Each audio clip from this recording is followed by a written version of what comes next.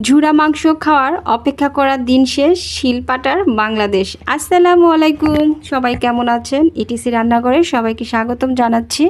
আজ তৈরি করে দেখাবো মজার স্বাদের ঝুরা মাংস। এখন আর ঝুরা মাংস খাওয়ার জন্য আপনাদের 2-3 দিন অপেক্ষা করতে হবে না। মাত্র 20 মিনিটে ঘরোয়া উপকরণ দিয়ে দারুণ স্বাদের ঝুরা মাংস তৈরি করে খেতে পারবেন। শুধু লাগবে একটা শিলপাটা। এই একটি শিলপাটাতেই মশলা বাটা, মশলা মাখানো ঝুরা মাংসের প্রায় সব প্রস্তুতি কাজ সহজেই করে নিতে পারবেন। তারপর রান্না করে নিলেই তৈরি হয়ে যাবে অসাধারণ স্বাদের ঝুরা মাংস।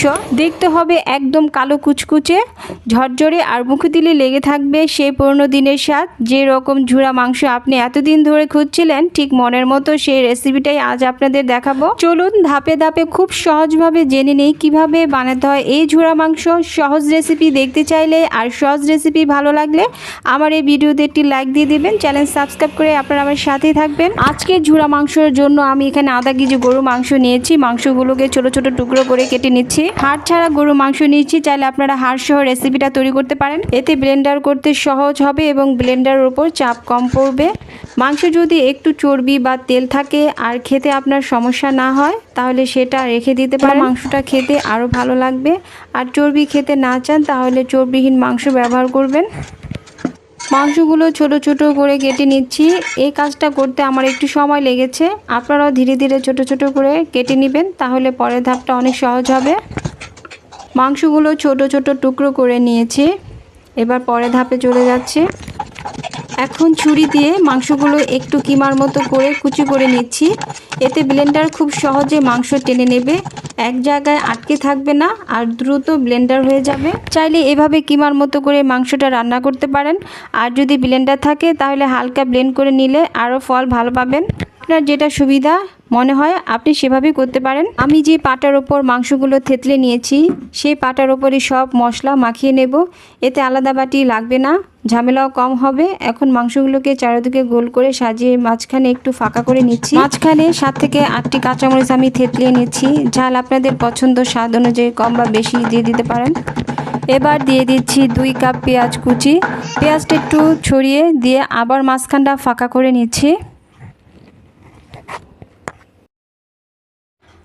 1 টেবিল চামচ পরিমাণে আদা বাটা দিয়ে দিচ্ছি। 1 চা চামচ পরিমাণে রসুন বাটা দিয়ে দিচ্ছি। 1 টেবিল চামচ পরিমাণে টমেটো সস দিয়ে দিচ্ছি। 1 চা চামচ পরিমাণে লাল মরিচের পাউডার দিয়ে দিচ্ছি। এবার দিয়ে দিচ্ছি 1 চামচ জিরার গুঁড়া, আধা চামচ ধনিয়ার গুঁড়া, আধা চা চামচের অর্ধেক গোলমরিচের গুঁড়া, 1 চা চামচের গরম মশলার গুঁড়া, 1 টেবিল চামচ বারবিকিউ সস, স্বাদ মতো লবণ দিয়ে এবার এগুলো হাত দিয়ে মাখিয়ে নেব। এখন মশলাগুলো হাত দিয়ে পেঁয়াজের সঙ্গে খুব ভালোভাবে মাখিয়ে নেব। শুধু মেশালেই হবে না, পেঁয়াজগুলো হাত দিয়ে হালকা চটকে নরম করে নিতে হবে, যাতে মশলা পেঁয়াজের ভেতরে ভালোভাবে মিশে যায়। আর আপনারা দেখতেই পাচ্ছেন আমি ঠিক এভাবে পেঁয়াজগুলো মশলার সঙ্গে চটকে মেখে নিচ্ছি। পেঁয়াজ নরম হয়ে গেলে তবেই মশলার মিশ্রণটি মাংসের সঙ্গে ভালোভাবে মিশিয়ে নেবেন। এবার মশলার সঙ্গে মাংসটা খুব ভালোভাবে মাখিয়ে নিচ্ছি। দেখতে পাচ্ছেন হাত দিয়ে চেপে চেপে মশলা আর মাংস একসঙ্গে মিশিয়ে নিচ্ছি। যত ভালোভাবে মাখবেন মশলা তত সুন্দরভাবে মাংসের সঙ্গে মিশে যাবে এবং রান্নার পরও স্বাদ অনেক ভালো হবে। এবার মাখানো মাংসগুলো একটি প্লেটে বা ঢাকনা দিয়ে ঢেকে রাখছি। 10 থেকে 15 মিনিট রেখে দিচ্ছি। এতে মশলাগুলো মাংসের সঙ্গে ভালোভাবে মিশে যাবে। তবে আপনার যদি সময় না থাকে তাহলে এই ধাপটি বাদ দিয়ে সরাসরি রান্না চলে যেতে পারেন। তারপর একটি কড়াইতে 1/3 কাপ পরিমাণে রান্না করা সয়াবিন তেল গরম করতে দিয়েছি। তেলটা গরম হয়ে গেলে মাখানো সেই মিশ্রণগুলো কড়াই দিয়ে মাঝারি আঁচে নেড়ে চেড়ে ভেজে নেব। এবার একটি কড়াইতে 1/3 কাপ পরিমাণে রান্না করা সয়াবিন তেল ঢেলে নিচ্ছি।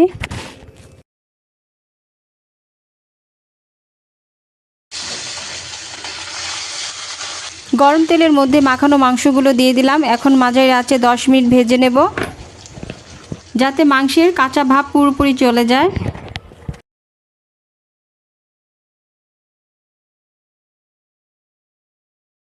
দেখতে পাচ্ছেন মাংসটা সুন্দরভাবে কষানো হয়ে গেছে এবং উপরে তেলটা উঠে এসেছে।